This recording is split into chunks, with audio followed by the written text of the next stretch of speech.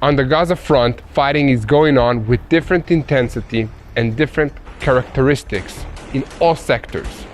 Out of 5 Hamas brigades that functioned before October 7, 4 were disbanded and 1, the Rafah brigade, is still functioning. Of the 24 battalions, 20 were disbanded and 4 are still functioning, of which 2 are in Rafah and 2 are in the center and south of the Gaza Strip. As far as the IDF is concerned, a battalion or brigade that was disbanded as a functioning framework is considered dysfunctional and is out of the war. According to recent estimates, approximately 6,000 active fighters of Hamas and Islamic Jihad remained in the north of the Gaza Strip, most of them members of the hardline and fanatical core of both organizations, and they are the ones who are now trying in small groups and mainly by firing RPG rockets and sniper fire to wage a guerrilla war against the IDF fighters in their vicinity. According to estimates, Hamas still has about 1,000 rockets and missiles, as well as launchers, almost all of which are buried underground, and therefore they are very difficult to detect.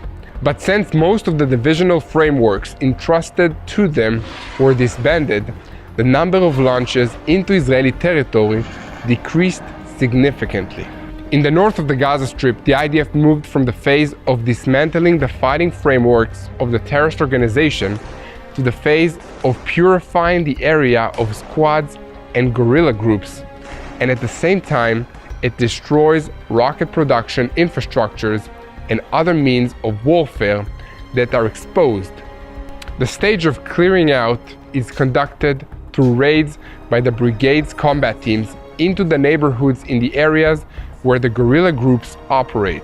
Sometimes it is in raids on a divisional scale, such as, for example, in Camp Shati, which is now the center of Hamas resistance. The warfare against guerrilla leads the surrender of many terrorists who are being investigated, and the intelligence obtained from them allows the exposure of tunnels, rocket depots, and launchers that are hidden underground. For example, there is currently a pursuit of a cell of the Islamic Jihad, with the goal being to reach not only the terrorists, but also what they have in their possession. In some cases, there are still several dozen or even more than 100 terrorists who have gathered around a low-ranking but dominant local commander, and they are participating in the fighting against the IDF, mainly against the 401st Brigade in the Shati refugee camp and against the Nahal Brigade, which also operates in the center of the Gaza Strip and in the northern part of Gaza. Hamas tries to create the appearance of civil control in the Strip by means of its own police officers in blue uniforms who go out into the streets and arrest looters or officials who distribute the aid. However, working alongside them are local elements who, although connected to Hamas, are civilians. They also take over parts of the aid and through it control the population, so that little by little, in the absence of a decision by the Israeli cabinet on the day after, a kind of a new order is created on a neighborhood and urban basis in the north and center of the Gaza Strip. This allows Hamas to claim that the IDF failed to overthrow its civilian rule.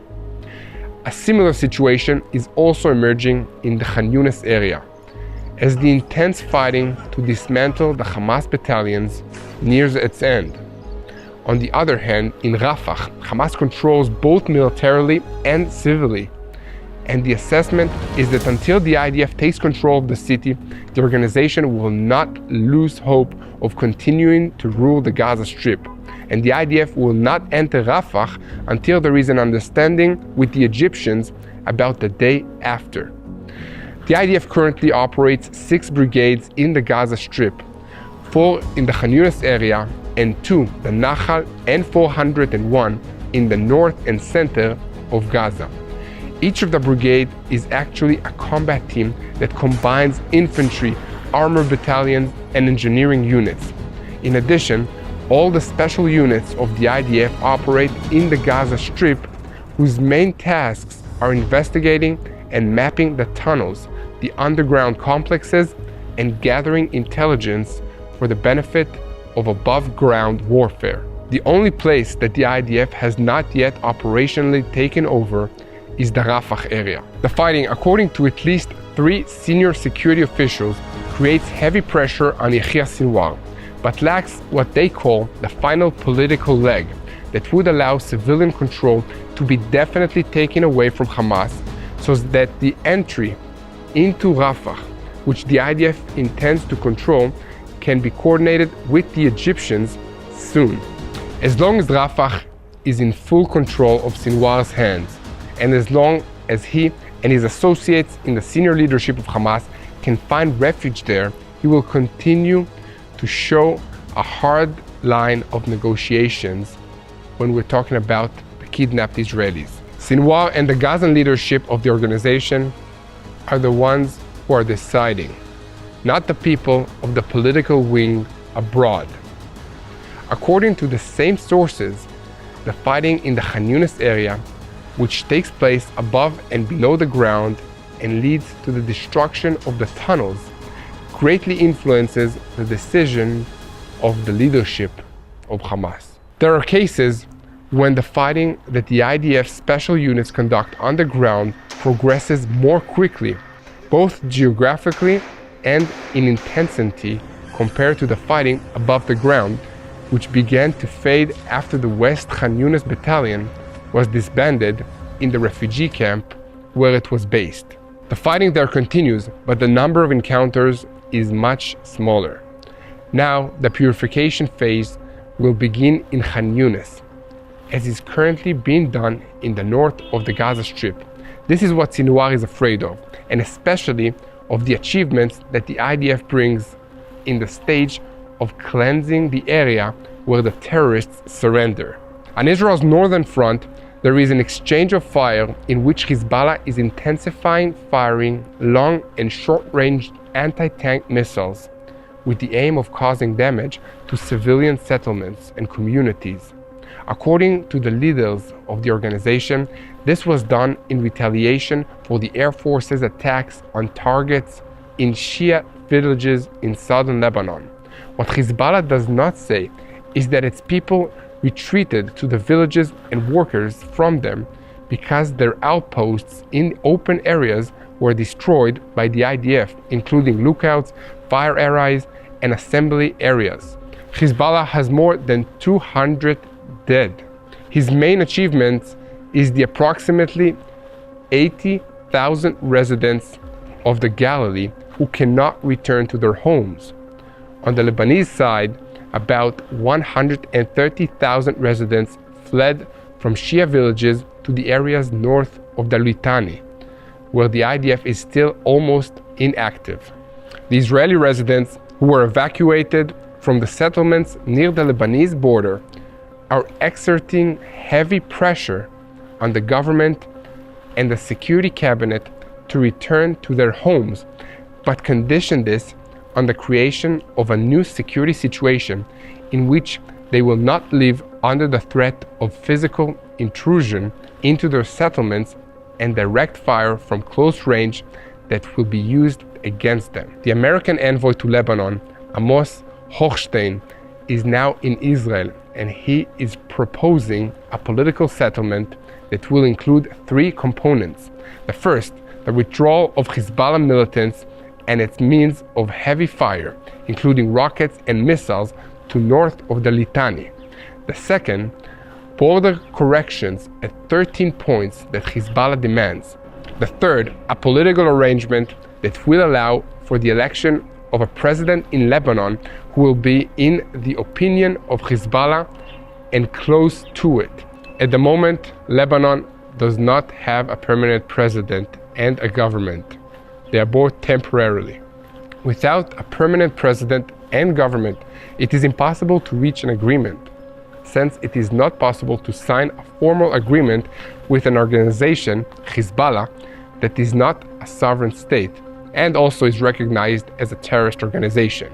The assessment in Israel now is that the results of the fighting in Gaza will affect Hassan Nasrallah and his Iranian patrons if they accept the political settlement ordered by the American, Saudi, Egyptian, Qatari, and French mediators. However, how will Israel act if there is no hostage deal with Hamas and Hezbollah ceases fire? The Americans will pressure Israel to cease fire in order to give diplomatic maneuvering space to achieve a new arrangement in southern Lebanon. Defense Minister Yoav Gallant is pressing to continue the attacks so that if it is decided to maneuver on the ground into Lebanon, the IDF will no longer encounter significant resistance. The chances of reaching a settlement in southern Lebanon that would include the removal of the Hezbollah army to a distance of more than 10 kilometers from the border are now at 50%.